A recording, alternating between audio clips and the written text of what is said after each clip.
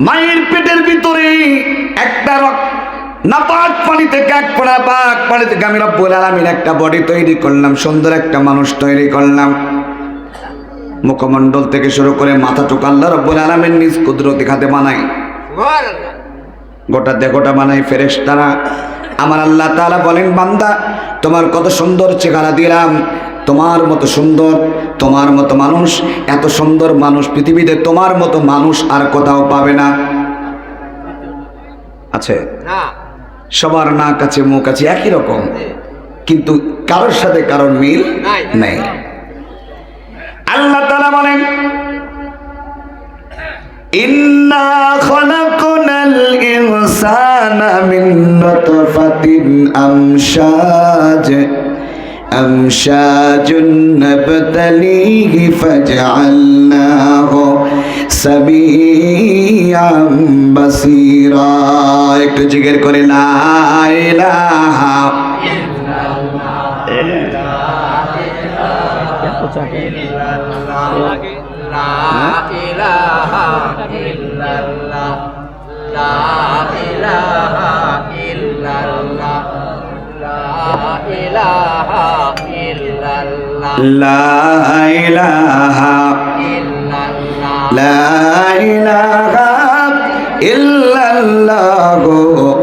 মুহাম্মাদুর রাসূলুল্লাহ।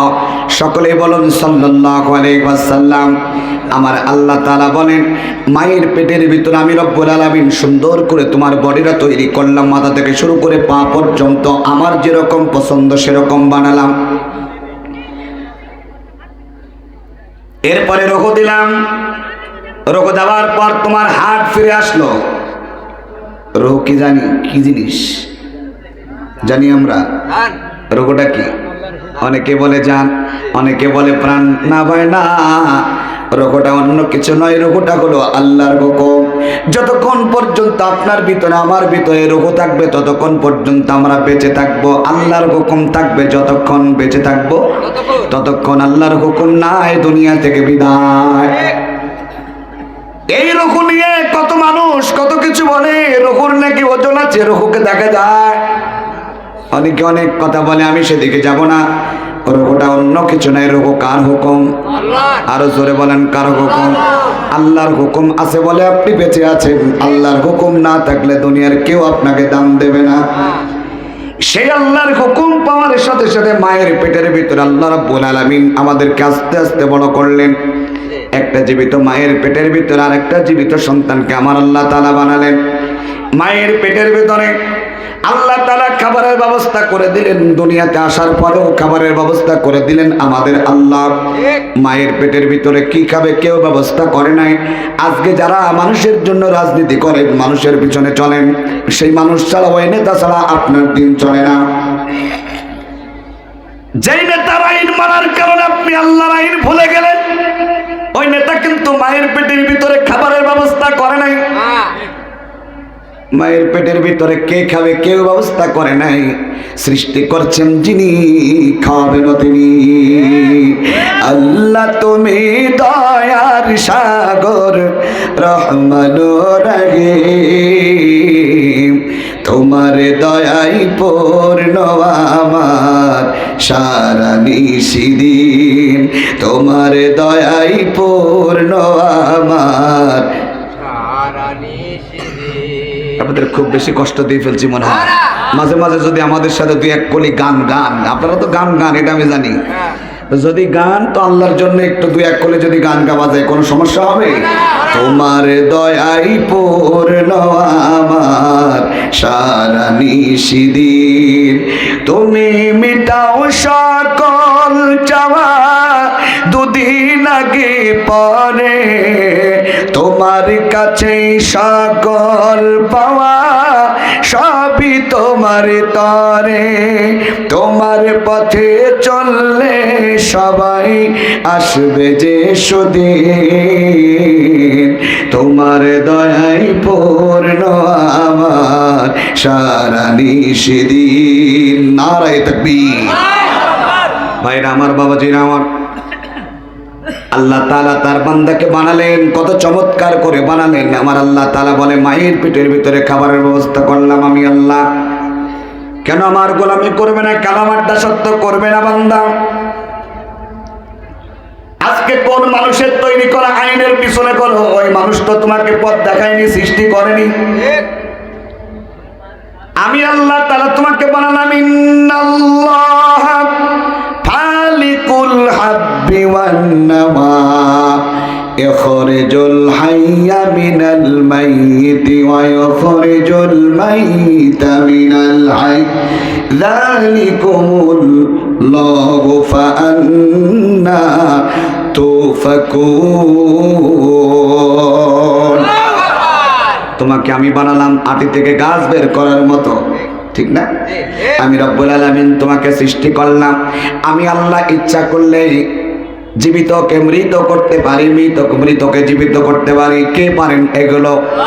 জীবন দেওয়ার মালিক আল্লাহ, জীবন কেড়ে নেওয়ার মালিক কে? হায়াতের মালিক আল্লাহ, আবার মৃত দেওয়ার মালিক কে? আবার আল্লাহ তাআলা বলেন, এত কিছু জানার পরেও, এত কিছু বোঝার পরেও কেন মানুষের তৈরি করা আইন মানো? আমার আইন কেন তোমার ভালো লাগে না? তুমি মানুষ হয়ে কেমন করে আমার বিরুদ্ধাচরণ করতে পারো? এই দুনিয়া থেকে বিদায় হবার পর ওই মায়ের পেটের ভিতরে আমি রব্বুল আলামিন তোমাকে যেমন সাপোর্ট করেছিলাম, কবরে যদি আমার সাপোর্ট না থাকে বাঁচতে পারবা না। ক্ষমতার দাপট দেখি এই দুনিয়াতে চলতে পারবা, কিন্তু কবরের ভিতরে ক্ষমতার দাপট দেখি কখনো সাপোর্ট আদায় করা যাবে না। আপনারা কথা বলতেছেন না ভাই? এই দুনিয়াতে আপনার পাওয়ার যতই থাক, আপনি যে দল করেন না কেন, ওই দল কিন্তু আপনার ওই কবরের ভিতরে বাঁচাতে পারবে না। কবরের ভিতরে বাঁচাতে পারে একজন, তিনি কে? আরো জোরে বলেন, তিনি কে? সারা জীবন এক দল করলেন, অপর দল আপনাকে দেখতে পারে না এই দুনিয়ার ব্যাপারে। অথচ আপনি দুনিয়া থেকে বিদায় হবার পর জীবনে এই দুনিয়াতে আল্লাহর গোলামি করেননি।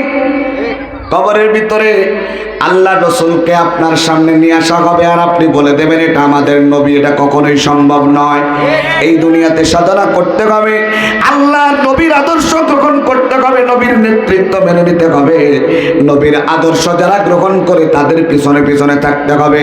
যারা টুপি দাঁড়িয়ে থাকতে পারে না, আলেমদেরকে সহ্য করতে পারে না, এই মানুষগুলোর পিছনে ঘুরলে ওদের মতোই অবস্থা হবে। ঠিক কিনা করে বলে?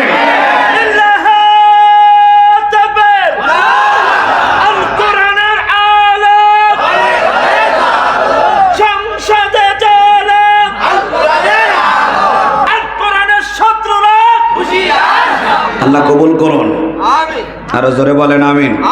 তাহলে এই দুনিয়াতে আল্লাহর ইবাদত করব না মানুষের ইবাদত করব? ইমানদারেরা কখনো মানুষের গোলামি করতে পারে না। জোরে বলেন ঠিক কিনা? আমরা গোলামি করছি কার? গোলামি করছি কার? নেতা বলতেছে ইবাদত বাদ দাও, আমার পিছনে চলো, 2 লিটার তেল দেবো। ও নেতা, তুমি যদি তেল না দাও তোমার কর্মীরা যাবে না, তারাও স্বার্থের জন্য ভালোবাসে। তেল না দিলে মোটরসাইকেল চলে না। হায় রে দুনিয়ার নেতা। বাইরে আমার বাবাজিরা, আমার যেটা বোঝাতে চাচ্ছিলাম, ওই কবরে কোনো নেতৃত্ব চলে না। একজনের নেতৃত্ব চলবেন, তিনি হচ্ছেন আমাদের রাসূল। আল্লাহর নবীকে সামনে নিয়ে আসা হবে। ছোট মানুষ তো হাত পাচ্ছি না, ঠিক আছে, একটু জিকির করে লা ইলাহা ইল্লাল্লাহ, লা ইলাহা ইল্লাল্লাহ, লা ইলাহা ইল্লাল্লাহ, লা ইলাহা ইল্লাল্লাহ। জোরে লা ইলাহা ইল্লাল্লাহ। একবার ঘুমের ঘরে দেখা দাও যদি মোরে, এর চেয়ে বড় পাওয়া আর কি হতে পারে? তোমাকে ভেবে ভেবে হাসি কান্না উৎসবী মনটা শুধু জিগারায়, তোমার দেখায় আশায় আমার, তোমায় দেখার আশায় আমার দিন রাত গুজরায়। টুকরাই, যদি এই জীবনে রাসূল তোমায় দেখি যে একবার, ওগো নবীজি আমার, প্রিয় নবীজি আমার, ওগো নবীজি আমার, প্রিয় নবীজি আমার, ঘুমের মাঝে দাও দেখা দাও নবীজি আমার, দুটি চোখে ঘুম আসে না বিরহ তোমার, যদি এই জীবনে রাসূল তোমায় দেখি যে একবার, ওগো রাসূল আমার, ওগো নবীজি আমার, ওগো নবীজি আমার, প্রিয় নবীজি আমার, চিৎকার দিয়ে বলেন মারহাবা। তাহলে আমাদেরকে সৃষ্টি করলেন কে? আমাদেরকে আবার এই কবরের ভিতরে নেবেন কে? মায়ের পেটের ভিতরে আল্লাহ তাআলা চমৎকার ভাবে আমাদেরকে সৃষ্টি করলেন, দুনিয়াতে নিয়ে আসলেন। আমার আল্লাহ তাআলা ইচ্ছা করলে মায়ের পেটের ভিতরেই শেষ করে দিতে পারতেন, দুনিয়াতে নাও নিয়ে আসতে পারতেন। এরকম ক্ষমতা আমার আল্লাহর ছিল কি ছিল না? শুধু দুনিয়াতে আসার পর বান্দা যখন হাত পা হয়ে গেছে, আল্লাহর ক্ষমতা তখন হারিয়ে যায়। ঠিক আমার আল্লাহ তাআলার ক্ষমতা কি এখন আর নাই? মানুষ যখন 2 নম্বর কাজ করে, মানুষ যখন আল্লাহর ইবাদত করতে চায় না, শয়তানের গোলামি করতে চায়, মানুষের তৈরি করা আইনের কাছে যায়, তখন ওই মানুষগুলো যখন খারাপের দিকে চলে যায়, তখন আমার আল্লাহ তাদেরকে একটু ছাড় দেয়, কত দূর যাবি যা, যা কত দূর যাবি যা। বান্দা তখন ছাড় পেয়ে ক্ষমতার দাপটে বলে এখন না, এখনো 41 সাল, এখনো 51 সাল, আর কিছুদিন ক্ষমতায় থাকার পর বলতো সারা জীবন থাকবো, মরবো না, তোর আজরাইলকে নিয়ে আয়। ঠিক কিনা? আমার আল্লাহ বলতেছে আজরাইল লাগবে না। আমার যুবকেরা, তরুণেরা যারা কোরআনের জন্য জীবন দিতে জানে, আবু সাঈদ সহ এই যুবকেরা যদি ইসলামের জন্য আবার লেগে যায়, ওই শয়তানের জাত এখনো যারা বাংলাদেশে আছে ওদেরকে একটু সজাগ করে দিতে চায়, ইসলামের বিপক্ষে কথা বলো না। যুবকেরা আবার যদি তাদের কলিজার ফোঁটা ফোঁটা বিন্দু বিন্দু রক্ত ঝরাবার চেষ্টা করে, তোমার চেলাপালারা বাংলার জমিনে থাকতে পারবে না, জুতা দিয়ে পিটাতে পিটাতে মায়ের কাছে পাঠিয়ে দিতে পারে।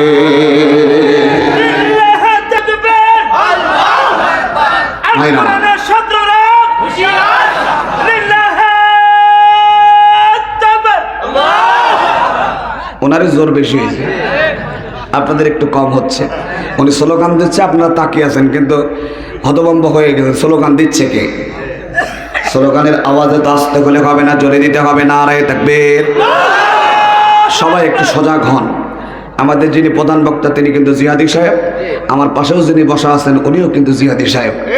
ইনি হচ্ছেন আমার গুরু, অর্থাৎ আমাদের অভিভাবক। উস্তাদকে পাশে বসিয়ে রেখে কথা বলা একটু ভয়ের ব্যাপার আছে, আর তারপরে বলা লাগে, কিছু করার নেই। ভাই আমার, তাহলে আল্লাহ তাআলা আমাদেরকে সৃষ্টি করে দুনিয়াতে পাঠালেন। আল্লাহ তাআলা ইচ্ছা করলে আমাদেরকে এই মুহূর্তে দুনিয়া থেকে বিদায় করে দিতে পারে, আবার অথবা আমার আল্লাহ তাআলা আমাদেরকে বেইজ্জত করতে পারেন, সম্মানিত। আতুইজ্জু মান তাশা আতুযিল্লু মান তাশাউ বিয়াদিকাল খায়র ইন্নাকা আলা কুল্লি শাইইন কাদির। ইজ্জত দেওয়ার মালিক কে? আল্লাহ। ইজ্জত কেড়ে নেওয়ার মালিক কে? আল্লাহ। এটা বিশ্বাস করে কারা? ইমানদারেরা। এটা বিশ্বাস করে কারা? ইমানদারেরা। বেঈমানেরা কখনো এই কথা বিশ্বাস করে না। আল্লাহ তাআলা বেঈমানদের সম্বন্ধে কোরআনে কারিমে চমৎকার ভাবে বলে, তারা মুখে বলে আমি ইমানদার, কিন্তু আসলে তারা ইমানদার না, তারা হলো বেঈমান। সব দলেই থাকে, ঠিক না বেঠিক? আল্লাহ তাআলা বলেন ইন্নামাল মুমিনুনাল্লাযীনা আমানু বিল্লাহি ওয়া রাসূলিহি সুম্মা লাম ইয়ারতাবু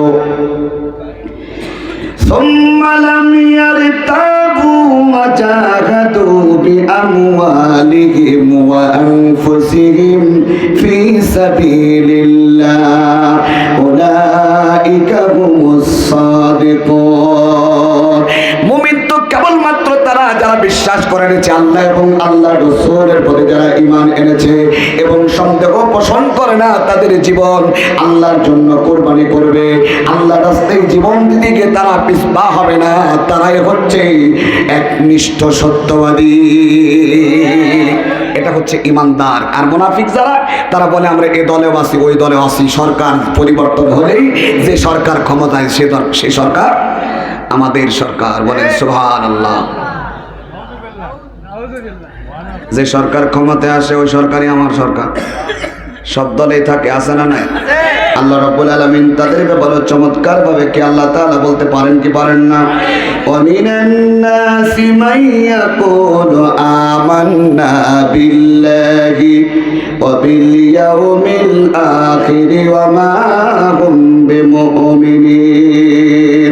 আর মানুষের মধ্যে এমন কিছু মানুষ আছে যারা বলে আমি ঈমান এনেছি আল্লাহর প্রতি এবং দ্বীনের প্রতি, অথচ তারা মুমিন নয়। অথচ তারা, আল্লাহ তাআলা বলতেছে তাদের অন্তরের অবস্থা সম্বন্ধে আমি আল্লাহ তাআলা ভালো জানি।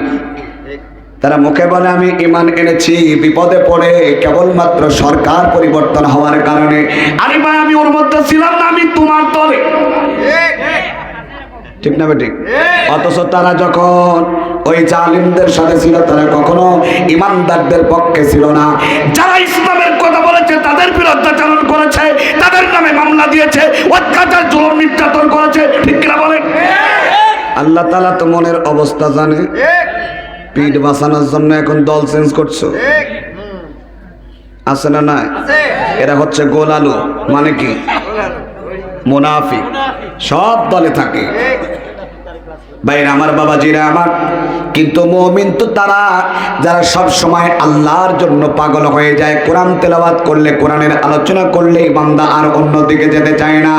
এক আল্লাহর প্রতি যখন ঈমান আনে, আল্লাহর ভয়টা তার হৃদয়ে চলে যায়। দুনিয়া নিয়ে সে ব্যস্ত থাকে না, পরকাল নিয়ে বড় তার চিন্তা হয়ে যায়। সে গরিব হোক, ধনী হোক, প্রেসিডেন্ট হোক, আল্লাহর জন্য তার মনটা একেবারে পাগলের মতো হয়ে যায়। দুনিয়া তার কাছে কিচ্ছু নয়, তুচ্ছ। ইতিহাসের দিকে আপনি যদি যান, যারা দুনিয়া চায় তারা কখনো আল্লাহর দিকে আসতে চায় না, আল্লাহ তাদের কবুল করে না। কিন্তু আল্লাহ তাআলার জন্য যারা এতটুকু যাদের প্রতি আল্লাহর ভালোবাসা আছে, যার প্রতি আল্লাহর ভালোবাসা আছে, ওই বান্দার সামনে কোরআনে কারিমের একটা কথা বললে আল্লাহর বান্দা সবসময় কোরআনে কারিম শুনতেই থাকে, কখনো বিরক্ত হয় না। কিন্তু কিছু মানুষ দোকানে যখন টেলিভিশনের সামনে বসে, রিমোটটা হাতে নেয়, এক হাতে চা আর এক হাতে রিমোট সহ বিড়ি, কোনটা তুই কোনটা টান দেবে ঠিক পায় না, আছে না না? দোকানের সামনে বসে বসে এ চ্যানেল থেকে ও চ্যানেল, দোকান থেকে উঠতে তার মন চায় না। মসজিদে জুমার দিনে ইমাম সাহেবের যদি 5টা মিনিট লেট হয়ে যায়, পিছন থেকে বলে ও হুজুর চোখে কি সময় দেখতে পাও না? আলমপুর এলাকায় নাই, আমি অন্য এলাকার কথা বলছি। অথচ কোরআনের মাহফিলে তারা আসতে চায় না। কোরআনের মাহফিলে আসলে, তাফসীর মাহফিলে আসলে, আল্লাহর করে গেলে তাদের সময়টা মনে হয় যেন কখন যাবে এরকম ভাবে। কিন্তু ইমানদারেরা যখন কোরআনের কথা শুনে শুধু বলতে চায় আর একটু হবে, সুবহানাল্লাহ। ভাইরা আমার, বাবাজিরা আমার, আল্লাহর জন্য একটু পাগল হয়, আল্লাহর জন্য জীবনটা আল্লাহর পথে দিই, আল্লাহর জন্য যদি দেওয়া যায় আল্লাহর সাথে সাক্ষাৎ হবে। আল্লাহ তাআলা বলেন আমি সাক্ষাৎ করব আমার বান্দাদের সাথে জান্নাতের ভিতরে, বলেন সুবহানাল্লাহ। সেই দিনটার আশায় কিন্তু আমরা বুক পেতে আছি। আল্লাহ সেই দিনটা যেন আমরা সবাই একসাথে পাই, বলেন আমিন। সে পথে যারা জীবন দিয়েছিল তাদের ইতিহাস শোনেন। দুনিয়াতে যত বড় প্রেসিডেন্ট হোক না কেন, দুনিয়া নিয়ে তারা ব্যস্ত ছিল না। ভাইরা আমার, আল্লাহর নবী একান্ত প্রিয় খলিফা হযরত ওমর রাদিয়াল্লাহু তাআলা আনহু, তিনি ছিলেন বড় ধরনের একজন সন্ত্রাস। আল্লাহর পথে যখন ছিল না, এমন কোন খারাপ কাজ নাই হযরতে ওমরের দ্বারা ওমর করেনি, এমন কোন খারাপ কাজ নাই। সবচাইতে বড় খারাপ আল্লাহর নবীজির মাথা কেটে নিয়ে আসার মতো দুঃসাহস করা। একটা মানুষ কতটা খারাপ হলে আল্লাহ নবীজির মতো মানুষের মাথা নিয়ে আসতে চায়, কতটা লোভী হলে পরে। এরকম সন্ত্রাসবাদ লোক আছে না নাই? আল্লামা সাঈদীর মতো মানুষের গায়ে তারা হাত তোলার মতো দুঃসাহস করেছিল। আল্লামা সাঈদী বিরুদ্ধাচরণ করেছিল, আলেমদের বিরুদ্ধাচরণ করেছিল না করে নাই? তারাও তো কোনো না কোনো মায়ের সন্তান। ভাইরা আমার, হযরত ওমর রাদিয়াল্লাহু তাআলা আনহু ইসলামের ছায়াতলে আসলেন, তখন নবীর মাথা কাটতে গিয়ে যখন হেদায়েত প্রাপ্ত হলো, নিজ বোনকে মারতে মারতে রক্তাক্ত করে দিয়েছিল। তারা আল্লাহর জন্য ঈমান আনার কারণে তারা মার খেয়েছেন, অত্যাচারিত হয়েছে, কিন্তু বোনার বোনে কালেমা ছাড়ে নাই। সুবহানাল্লাহ।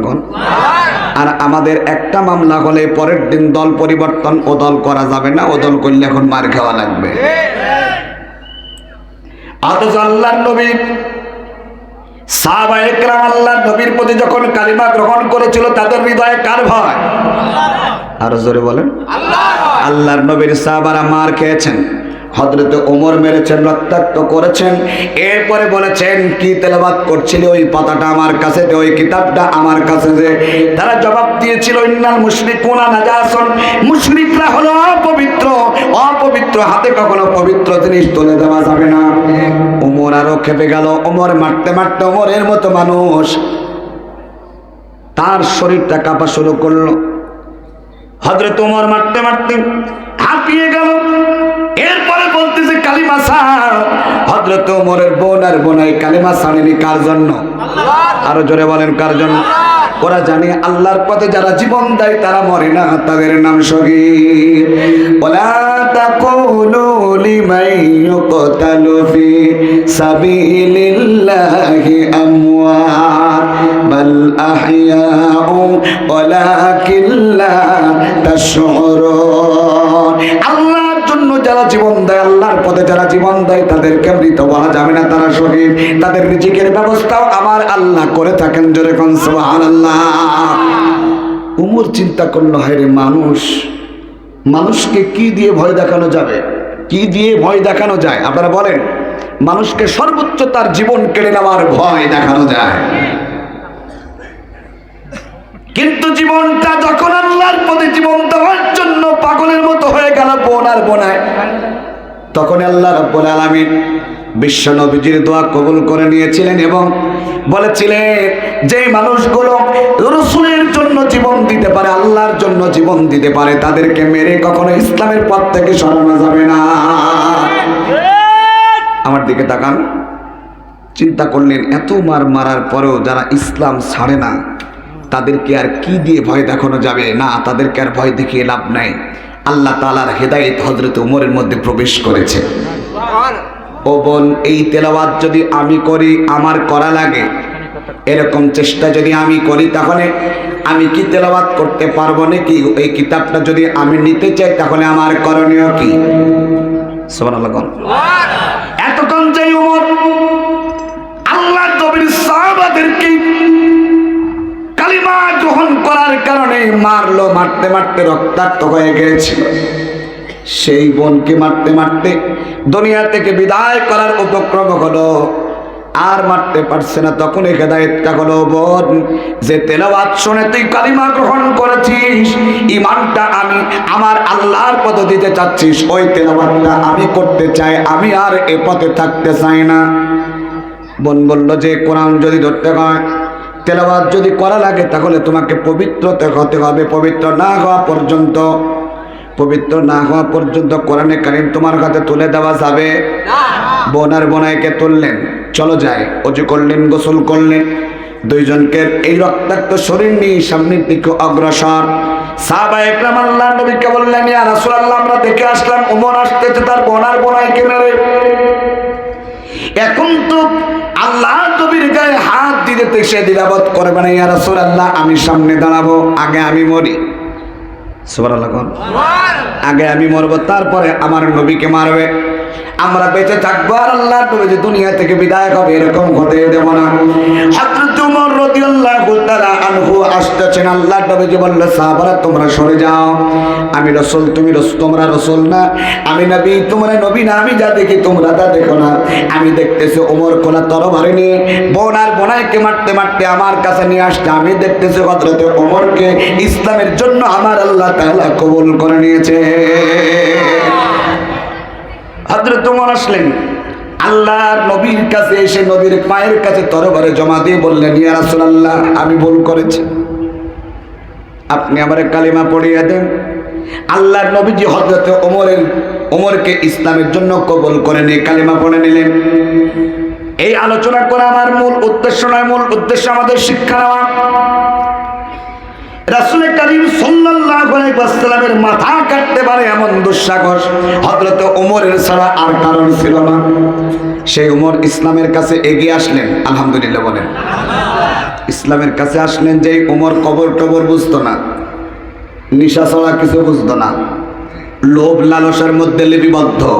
সেই উমর আসলেন ইসলামের কাছে। ইসলামের এমন জ্ঞান আল্লাহ তাআলা তাকে দান করলেন। আল্লাহর নবী বলেছেন, আমার পরে যদি কেউ নবী হতো, আল্লাহ রাব্বুল আলামিন ওমরকে নবী বানাইতেন। চিন্তা করেন আপনি, একজন সন্ত্রাস, সেই ব্যক্তি ইসলামের কাছে আসলো। আল্লাহ তাআলা তার রাসূলকে বললেন যে তোমার পরে কেউ নবী হলে, রাসূল বলতেছেন আমার পরে নবী হলে হযরত ওমর হতো। তার মানে বুঝতে হবে, যারা খারাপ, ওই শয়তানদের প্রতারণায় পড়ে খারাপ করেছে, তারা যদি সত্যিকারের মুমিন হয়ে ইসলামের দিকে আসতে পারে, আল্লাহ রাব্বুল আলামিন তাদেরকে ওমরের মতো সেপাসারার পথে আল্লাহ তাআলা কবুল করতে পারে। কিন্তু সুযোগ হলো মুখে আর কাজে এক নয়। মুখে বললাম আমি তোমার দলে, মনে মনে বলতেছি না আমি তো ওর দলে না, আমি আসলে পিঠ বাঁচানোর জন্য। মনের অন্তরের খবর কে জানেন? আরো জোরে বলেন, কে জানেন? এই জন্য আপনি মনে কি বলতেছেন কেউ জানে না, একজন জানে, তিনি কে? আমাদের সব কথা আল্লাহর সাথে শেয়ার করতে হবে। নিজে ভুল করেছি, আল্লাহর কাছে মাফ চাইতে হবে, আল্লাহ তুমি মাফ করে দাও। এমন কোন রাত ছিল না হযরত ওমর আল্লাহর কাছে কাঁদতেন না। ওমর তার পাপের জন্য অনুতপ্ত করতেন, অনুশোচনা করতেন, আল্লাহ আমি ভুল করেছি, আল্লাহ তুমি আমাকে মাফ করে দাও। আমার আল্লাহ বলেন, বান্দা তুমি যখন আমার কাছে তোমার ভুলের জন্য অনুতপ্ত হবা, তওবা করবা, আমি রব্বুল আলামিন তোমার তওবাকে কবুল করে নিয়ে জীবনের সমস্ত গুনাহ মাফ করে দেব। সুবহানাল্লাহ। ভাইরা আমার, রাসূল করিম সাল্লাল্লাহু আলাইহি ওয়াসাল্লামের কালিমা গ্রহণ করার কারণে হযরত ওমরকে দুনিয়ায় থাকতে জান্নাতের টিকিট দান করেছিলেন। আপনারা আমার আলোচনায় কষ্ট পাচ্ছেন? প্রধান বক্তা কিছুক্ষণের মধ্যে চলে আসবে ইনশাআল্লাহ, সর্বোচ্চ 10 মিনিট। আজকে সুযোগ পেয়েছি তাড়াতাড়ি বাড়ি যাওয়ার। বলেন সুবহানাল্লাহ। আপনারা আমাকে ভালোবাসেন না, এই জন্য সুবহানাল্লাহ বলছেন না। এখন যত আগে মনে করতাম যত ওয়াজ করতে সময় বেশি দেবে তত ভালো, আর এখন মনে হয় যত কম দেবে তত ভালো, কণ্ঠটা রেস্ট হবে। ভাইরা আমার, রাসূল করিম সাল্লাল্লাহু আলাইহি ওয়াসাল্লামের সাহাবা হযরত ওমর দুনিয়ায় থাকতে জান্নাতের টিকিট পেলেন। সুবহানাল্লাহ। আমরা তো সারা জীবন ওয়াজ করব, সারা জীবন বেঁচে থাকবো, ঈমানের পথ বেছে নেব, জান্নাতের টিকিট পাবো? জোরে বলেন, পাবো? জান্নাতের টিকিট পাবো না, কিন্তু যারা জান্নাতের টিকিট পেয়েছে তাদের পথ অবলম্বন করলে তাদের সাথে জান্নাতে যাওয়ার সুযোগ পেলেও পেতে পারি। আকাঙ্ক্ষা থাকতে হবে যে আল্লাহ তুমি আমাকে মাফ করে দাও। একটা বান্দা আল্লাহর কাছে মাফ চাওয়া, এর চাইতে বড় সফলতা আর কিচ্ছু নাই। তারা বড় বড় প্রেসিডেন্ট হয়েছেন, জান্নাতের টিকিট পেয়েছেন, দুনিয়াতে প্রেসিডেন্ট হয়েছেন, অর্ধ পৃথিবীর প্রেসিডেন্ট হয়েছিল হযরত ওমর রাদিয়াল্লাহু তাআলা আনহু, যিনার অন্তরটা আল্লাহর জন্য পাগল ছিল। আর আমরা দুনিয়াতে পাওয়ার পরে মানুষকে আর মানুষই মনে করি না। থাকে পাঁচতলায়, নিচতলার কথা মনে থাকে না, কিন্তু নিচতলা যদি ধসে যায় পাঁচতলার খবর থাকবে না। ভাই আমার, বাবাজি আমার, হযরত ওমর রাদিয়াল্লাহু তাআলা প্রেসিডেন্ট হয়ে গেল। এমন প্রেসিডেন্ট হলো হযরত ওমর। ভাই উপরে আসেন। না না না, উপরে আসেন, আমার ওয়াজ হবে না তাহলে। আসেন আসেন আসেন ভাই, একটু উপরে আসেন। হযরত ওমর, আমার দিকে তাকান, আমার দিকে তাকান। হযরত ওমর রাদিয়াল্লাহু তাআলা আনহু প্রেসিডেন্ট হলেন। সুবহানাল্লাহ। এই বাংলাদেশের মতো ছোট্ট একটা দেশের প্রেসিডেন্ট। আমার দিকে তাকান। আহা, হযরত ওমর রাদিয়াল্লাহু তাআলা আনহু অর্ধেক পৃথিবীর প্রেসিডেন্ট ছিলেন। হঠাৎ একদিন তার নিজের ছেলে দোষ করেছে, মারতে মারতে দুনিয়া থেকে বিদায় করে দিয়েছে। আর আমাদের দেশে দোষ করলে নিজের দলের লোক হলে কি হয় না, ধরা পড়েছে অস্ত্র সহ, নিয়ে গেছে ওসি সাহেব থানায়। এমপি ফোন দিয়েছে, ওসি সাহেব কারে ধরছো? কয় অস্ত্র সহ আসামি ধরছি। কয় অস্ত্র সহই ছেড়ে দাও, ওটা আমার লোক। পাওয়ার পাওয়ার, ঠিক বললাম না ভুল বললাম? অস্ত্র সহ ছেড়ে দাও। কিন্তু হযরত ওমর রাদিয়াল্লাহু তাআলা আনহুর ছেলেকে দুনিয়া থেকে বিদায় করে দিলেন। এই হলো হযরত ওমরের ইতিহাস। আজকে যদি ওমরের মতো একজন সরকার বাংলার জমিনে নাজিল হতো, লক্ষ লক্ষ কোটি কোটি টাকা বাংলাদেশ থেকে তারা বের করে নিয়ে যেতে পারতো না। আল্লাহর কাছে দোয়া করেন আল্লাহ তাআলা যেন হযরত ওমরের মতো একজন খলিফা, ওমরের মতো একজন প্রেসিডেন্ট আল্লাহ তাআলা বাংলাদেশে নাজিল করেন। আমিন। জোরে বলেন আমিন। আপনারা চান না? তা চাইলে গরিবদের বেশি উপকার হবে, ধনীদের উপকার হবে, তবে গরিবদের উপকারটা বেশি হবে। সুবহানাল্লাহ। কারণ ধনীদের কাছ থেকে যাকাত নেবে, গরিবদেরকে দেবে। জোরে বলেন ঠিক না বেটি? গরিবেরা চায় ইসলাম আসুক, বড় লোকরা সহজে যেতে চায় না। তবে আলহামদুলিল্লাহ অনেকে আসে, আসতে বাধ্য, না আসলে তো তার বাধ্যতামূলক তাকে যাকাত দিতেই হবে। ভাইরা আমার, বাবাজিরা আমার, হযরত ওমর রাদিয়াল্লাহু তাআলা আনহু ইসলামের ছায়াতলে আসলেন। এভাবে তিনি যখন ন্যায় বিচারক, সৎ শাসক হিসাবে উপাধি পেলেন, হযরত ওমরের আর একটা ছেলে বেঁচে আছে, নাম হলো তার আব্দুল্লাহ। কি নাম? আব্দুল্লাহ। আর হযরতে হুসাইন রাদিয়াল্লাহু তাআলা আনহু এক বয়সের, একই ক্লাসে মক্তবে পড়াশোনা করে। প্রেসিডেন্ট হলেই যে আল্লাহকে ভুলে যাবে বিষয়টা এরকম নয়। এরকম আদর্শ কখনো রাসূলের আদর্শ থেকে নাই। লক্ষ্য করেন, রাসূল করিম সাল্লাল্লাহু আলাইহি ওয়াসাল্লামের সাহাবা হযরত ওমর রাদিয়াল্লাহু তাআলা আনহু সৎ শাসক, ন্যায় বিচারক উপাধি পেলেন। সেই মুহূর্তে তিনার ছেলে আব্দুল্লাহ একদিন মক্তবে পড়াশোনা করতে গিয়ে বন্ধুদের সাথে কথোপকথন করতে করতে তর্ক লেগে গেল। ওমরের ছেলে, প্রেসিডেন্টের ছেলে, তার হাবভাব একটু বেশিই হবে নাকি বলেন? চেয়ারম্যানের ছেলেদের পাশেই ভিড়া যায় না, এ তো প্রেসিডেন্টের ছেলে। সবাই প্রেসিডেন্টের ছেলের কথা শুনে, কিন্তু ইমাম হুসাইন আল্লাহর নবীজির নাতি, ওমরের কথা মতো চলে না, সে তার নিজ ইচ্ছা মতো চলে। কোরআনের পথে যারা চলে তারা প্রেসিডেন্টের দিকে তাকায় না। মানুষ সম্মানী, যতটুকু সম্মান দেওয়ার ততটুকুই দেয়। তার গোলামি করতে হবে বিষয়টা এরকম নয়। হযরত ওমর রাদিয়াল্লাহু তাআলা আনহু তার সন্তানকে প্রতিনিয়ত ওই মাদ্রাসায় দিয়ে আসেন। হযরত ওমরের ছেলে আব্দুল্লাহ বন্ধুদের সাথে তর্ক বিতর্কে জড়িয়ে পড়লেন। বন্ধুরা বলতেছে তোমার কথা সবাই শোনে, কিন্তু হুসাইন শোনে না। তুমি কেমন প্রেসিডেন্টের ছেলে, তোমার কোনো দাম নাই। প্রেসিডেন্টের ছেলে, তার প্রেস্টিজ হ্যাম্পার হলো। আরে আমি বললাম প্রেসিডেন্টের ছেলে না, কি বলেন? মানুষ তো। বন্ধুদের কথা তার খুব খারাপ লাগলো। সে চিন্তা করলো, আমি আজকে হুসাইনকে কথা শুনিয়েই ছাড়বো, দেখি সে কত বড় কি হয়েছে। হুসাইনের পাশে গিয়ে বসলেন। বন্ধু, তুমি আমার বন্ধু, আমিও তোমার বন্ধু, সবাই আমার কথা শোনে, তুমি আমার কথা শুনবে না? অবশ্যই শুনবো। তুমি আমার বন্ধু, শুনবো না কেন? হাত থেকে কলম ফেলে দিয়ে বলতেছ, তাহলে আমার কলমটা তুলে দাও। বন্ধু, এটা কোনো কথা হলো? কোনো কাজ নাই, কিছু নেই, তুমি কলম ফেলে দিচ্ছ, আর আমি পড়াশোনা করছি এখানে, তুমি আবার ডিস্টার্ব করো না। আচ্ছা ঠিক আছে, নাও, কলম তুলে দিলাম, যাও। বন্ধুদের তাকিয়ে বলতেছে, দেখো আমার কথা শুনলো, কিন্তু আপনারা খুব নীরবতা পালন করছেন মনে হয়। নীরবতার সাথে কোরআনের কথা শুনছেন, তাই তো? বাস্তবতার সাথে বোঝার চেষ্টা করেন। ইমাম হুসাইন রাদিয়াল্লাহু তাআলা আনহুর সামনে আস্তে করে আবার কলমটা ফেলে দিয়ে বলল, দোস্ত আর একবার তোলো। বন্ধুদের দেখাচ্ছি তো, ওরা দেখুক আর বুঝুক যে প্রেসিডেন্টের ছেলে ভাব আছে। ওমর রাদিয়াল্লাহু তাআলা আনহুর ছেলের কলমটা দ্বিতীয়বারের মতো হুসাইন তুলে দিলেন ঠিকই, জবাব দিয়ে বললেন, বন্ধু আর ফেলো না, ইয়ার কি বারবার ভালো লাগে না। তৃতীয়বার কলমটা ফেলে দিয়ে বলছে, আবার তোলো। কই জীবনেও তুলব না, আমি কি তোর বাপের চাকর?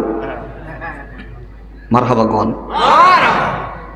ইমাম হুসাইন রাদিয়াল্লাহু তাআলা আনহু ছিলেন আল্লাহর নবীজির একান্ত প্রিয় নাতি। সুবহানাল্লাহ।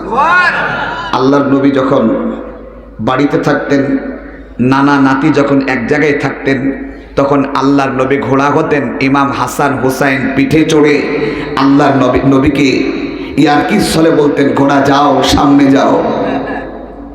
আমার নবীজি কিচ্ছু বলতেন না, আনন্দ পেতেন।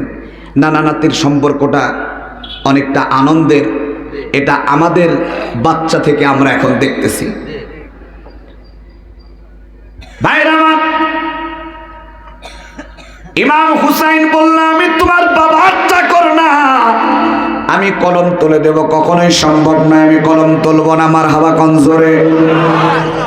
প্রেসিডেন্টের ছেলে সে চিন্তা করলো, এতক্ষণ তো ভালোই ছিল, এখন আর কথা শোনে না। আরে কি অবস্থা, তুই আমার বাবার চাকর না, মানে আমার বাবা হলো অর্ধেক পৃথিবীর প্রেসিডেন্ট, আমার বাবা যা বলে দুনিয়ার মানুষ শোনে, আর তুই আমার বাবার কথা মতো আমার কথার উপরে তুই আমার কথা বলিস, এসব কথা তোর মানা যাবে না। তাড়াতাড়ি কলম তোল, না হলে বাপের কাছে গেলাম। ইমাম হুসাইন এতক্ষণ পর্যন্ত তার রাগটা একটু কন্ট্রোল করার চেষ্টা করছিল, কিন্তু এবার বলতেছে, ও বন্ধু, বন্ধু, ও আব্দুল্লাহ, শুনে নাও, তুমি যখন বললে আমি নাকি তোমার বাবার চাকর, আমি বলি, শোনো শোনো, আমি তোমার বাবার চাকর তো না, চাকর তো না। তোমার বাপকে গিয়ে জিজ্ঞেস করবা, তোমার বাপ সহ তুমি সহ আমার নানার চাকর। লা ইলাহা মহিলা প্যান্ডেলে জায়গা হয়েছে, ঠিক আছে।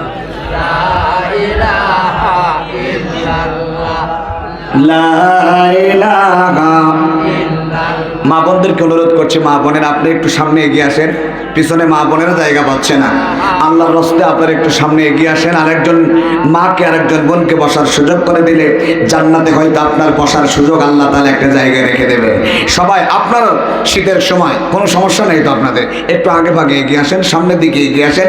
আরেকজন ভাইকে বসতে দেন, মা বোনের আরেকজন বোনকে মাকে বসতে দেন। জিকির করুন আর এগিয়ে আসুন। সুবহানাল্লাহ।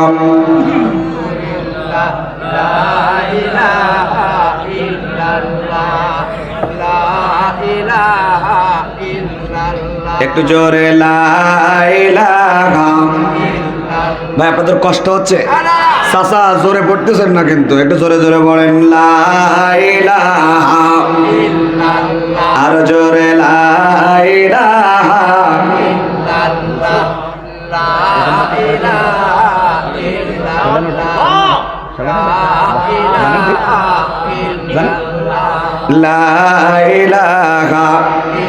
ভাই 15 মিনিট বেড়ে গেছে, আমার কিছু করার নাই। আপনাদের কষ্ট হচ্ছে?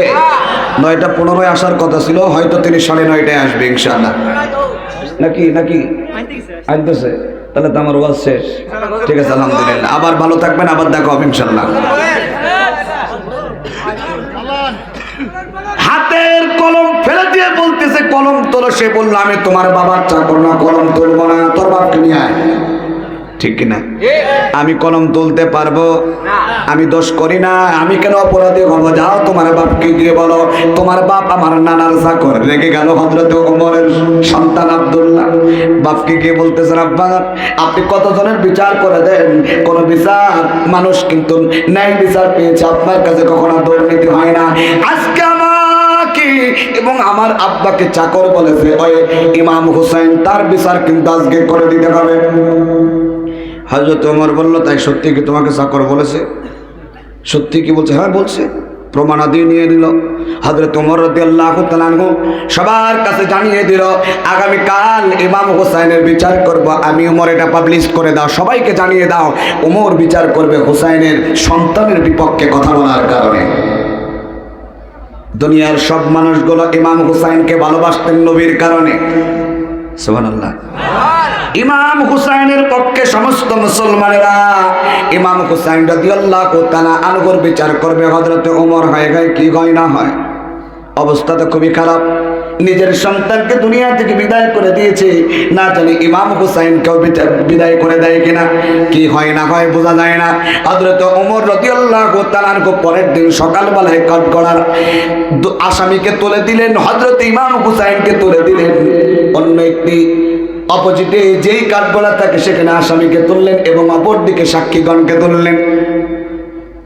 একদিকে আসামি আর একদিকে বাদী। বাদী হলো নিজ সন্তান, সাক্ষী আরো দুইজন, তিনজন এক কাঠগড়ায়।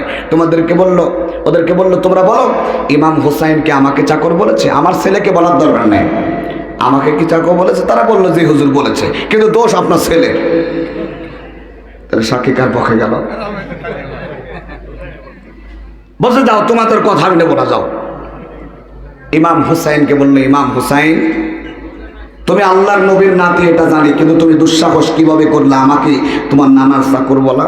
ঘটনা তো সামনে। ইমাম হুসাইনকে বললেন তুমি নির্ভয়ে বলো, তুমি যদি মনে করো যে আমার সামনে দাঁড়িয়ে তুমি সত্য কথা বলতে পারছো না, ভয়ে ভয়ে তুমি বলতেছো, তুমি সত্য কথা বলো। আমি সাক্ষীগণের কথাও নেব না, আমার সন্তানের কথাও নেব না। তুমি যদি সত্য কথা বলো যে না আমি ভয়ে বলেছি, আমি তোমাকে মাফ করে দেব। ইমাম হুসাইন রাদিয়াল্লাহু তাআলা আনহু ভয়ে কি মিথ্যা কথা বলবে বলে আশা করা যায়? আমরা মিথ্যা কথা বলতে পারি, কিন্তু আল্লাহর নবীর নাতিকে মিথ্যা কথা বলা সাজবে? ইমাম হুসাইন রাদিয়াল্লাহু তাআলা আনহু বললেন হুজুর আপনি সত্য কথা বলেন, আমার নানার শাফায়াত ছাড়া আপনি জান্নাতে যেতে পারবেন না? সুবহানাল্লাহ। আল্লাহর নবীর কলিজার টুকরা নাতি উল্টা প্রশ্ন করতেছে, আপনি বলেন আমার নানার সাহাবা খলিফা, আমি হলাম সেই নানার নাতি, কিয়ামতের ময়দানে আমার নানার শাফায়াত ছাড়া কোন উম্মত জান্নাতে যেতে পারবে না, সুতরাং আমার নানার চাকর আপনি। আমি মিথ্যা বলি নাই, আমি সত্য বলেছি। মানুষজন চিন্তা করতেছে সাহস কত বড়। আমরা কিন্তু অনেক সময় কালের পরিবর্তনে স্থান কাল পাত্র ভেদে মিথ্যা বলার চেষ্টা করি। হ্যাঁ, এখন অবস্থা খুব একটা ভালো না, অন্তত মিথ্যা বলি হলে এখান থেকে বেশি পালাও। ইমাম হুসাইন রাদিয়াল্লাহু তাআলা আনহুকে স্পষ্ট জানিয়ে দিল তুমি আর একটা কথাও বলবে না, তুমি যেটা বললে এটা কাগজে লিখতে পারবা? যেটা বলেছে মুখে সেটা আমি কাগজে লিখে দিতে পারবো। জোরে বলেন সুবহানাল্লাহ। হযরত ওমর রাদিয়াল্লাহু তাআলা আনহু এই কাগজটা পেয়ে দুনিয়ার মানুষদেরকে জানাচ্ছে আমি আজকে একটা জান্নাতের ঠিকানা পেয়ে গেলাম, টিকিট পেয়ে গেলাম। আরো জোরে বলেন সুবহানাল্লাহ। দুনিয়ায় থাকতে জান্নাতের টিকিট প্রাপ্ত একজন মানুষ তিনি বলতেছেন জান্নাতের টিকিট আর একটা পেলাম। আর আমরা জান্নাতে বসে তো আছি মনে হয় নাকি? জান্নাতে বসে বসে ওয়াজ শুনতেছে, আর জান্নাতে যাবার ভয় কিসের? এরকম নাকি? আমাদের জীবনটা কতটা গুনাহের, এটা যদি এর আযাবটা সম্বন্ধে, এর আযাব সম্পর্কে যদি আমাদের ধারণা থাকতো, আমরা আর এক পাও সামনে যেতে পারতাম না। ভাইরা আমার, বাবাজিরা আমার, হযরতে ওমর রাদিয়াল্লাহু তাআলা আনহু বলে দিলেন আমি আজকে জান্নাতের একটা টিকিট পেয়ে গেলাম। ও দুনিয়ার মানুষেরা, আমি ওমর এই দুনিয়াতে চলেছি, আমি রাষ্ট্রনায়ক হয়েছি, আমার চলার পথে বলার পথে কতটা ভুল হয়ে যেতে পারে। ও দুনিয়ার প্রেসিডেন্টরা ক্ষমতার দাপটে কত আলেমদেরকে, নির্দোষ আলেমদেরকে দুনিয়া থেকে বিদায় করেছে, কবরের কথা তোমরা স্মরণ করনি? যেই মানুষটি কোরআনের তাফসীর করেছেন 50টি বছর, এই মানুষগুলো তোমাদের শত্রু, আর সব চোর ডাকাত গুলো তোমাদের বন্ধু। যাদের সাথে সম্পর্ক এই দুনিয়াতে করেছিলা তাদের সাথেই কিয়ামতের ময়দানে তোমরা উঠবা। আল্লাহর কথা স্মরণ হয়নি, নবীদের কথা স্মরণ হয়নি, এই দুনিয়াতে চলেছো, মানুষের তৈরি করা আইন তোমরাই জারি করেছিলা। হযরত ওমর বললেন এই দুনিয়াতে কতক্ষণ সময় আমি থাকতে পারবো জানি না, দুনিয়া থেকে যখন বিদায় হব ওই কবরের মধ্যে যখন আমাকে নিয়ে যাওয়া হবে, আমাকে কাফন পরানো হবে, ওই কাফনের মধ্যে এই কাগজটা তোমরা আমার কাফনের মধ্যে ঢুকাই দেবা। এই দুনিয়া থেকে বিদায় হওয়ার পর সমস্ত ক্ষমতা আমার শেষ হয়ে যাবে। ওই কবরের মধ্যে যখন যাব, মুনকার নাকির আমাকে যখন প্রশ্ন করবে মার রব্বুকা ওয়া মা দীনুকা ওয়া মান নাবিয়ুকা, আমি যদি প্রশ্নের জবাব দিতে না পারি গো, সেদিন আমি কাগজটা বের করে দেখাবো, আমি নবীর চাকর, তার কলিজার টুকরা নাতি বলেছে লা ইলাহা ইল্লাল্লাহ, জোরে লা ইলাহা ইল্লাল্লাহ, স্লোগান দেন।